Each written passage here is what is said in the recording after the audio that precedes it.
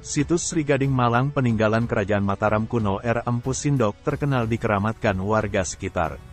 Bahkan beberapa warga kerap menjadikan kawasan situs Sri Gading di tengah perkebunan warga untuk bertapa dan menepi.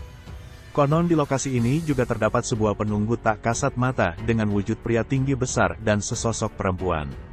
Aura sisi timur bangunan candi peninggalan Mataram kuno ini memang terasa lebih kuat dibanding sisi barat yang sebelumnya dilakukan ekskavasi tahap pertama. Bahkan upaya pencurian yoni yang ada di situs Sri Gading berakhir tragis. Dari 21 orang pencuri yang berusaha memindahkan yoni, hanya 1 orang yang selamat dan tidak meninggal. Arkeolog Balai Pelestarian Cagar Budaya, BPCB, Jawa Timur Wicaksono Dwi Nugroho mengakui, di setiap bangunan candi yang pasti disakralkan. Sebab candi dibangun di masa lalu sebagai bagian dari bangunan suci dengan segala konsekuensi yang didapat bila ada yang berusaha melakukan tindakan negatif. Kalau di candi pasti dia sudah segala konsepnya sudah sakral.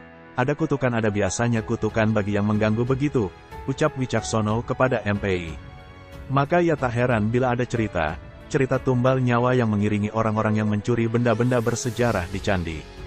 Di situs Sri Gading Malang misalnya, warga sekitar bernama Tomo dan 19 orang lainnya yang berusaha mengambil yoni dari bangunan candi menuai tumbalnya. Pak Tomo sebagai pelaku tahun 2011 tadi mengaku, dengan 20 orang terus ngangkat yoni. Tapi kembali lagi yoninya, dan 20 orang itu meninggal. Yang selamat cuma Pak Tomo doang, percaya nggak percaya. Bagian dari konsep pendahulu kita yang harus kita hormati, ujarnya.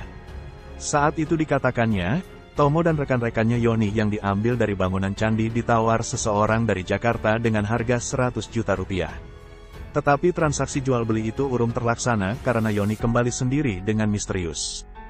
Di sini ditawar orang Jakarta 100 juta rupiah, yang menggerakkan yang ngambil yoni 20 orang mati semua, tinggal 1 yang selamat, katanya.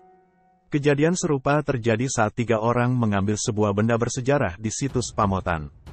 Benda yang merupakan batu diduga prasasti ini berusaha dicuri orang, nahas 3 orang itu meninggal dengan cara misterius.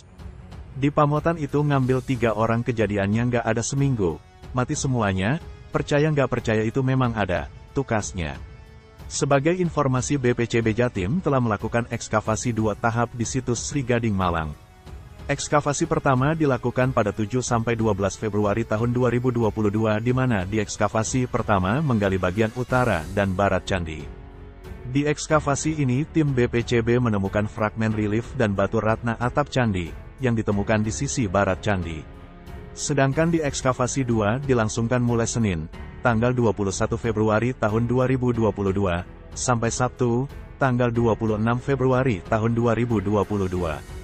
Di ekskavasi tahap kedua ini, BPCB Jatim fokus membuka sisi timur dan selatan candi. Temuannya, 2 buah arca nandai suara yang sebelumnya sempat disebut Agastya yang ditemukan pada Selasa, tanggal 22 Februari tahun 2022, serta arca Mahakala yang ditemukan pada Jumat, tanggal 25 Februari tahun 2022. Selain menemukan arca, BPCB juga menemukan lingga di tengah candi, 2 buah batu relung, 1 buah batu ambang candi, dan beberapa ornamen relief, serta fragmen patahan lainnya.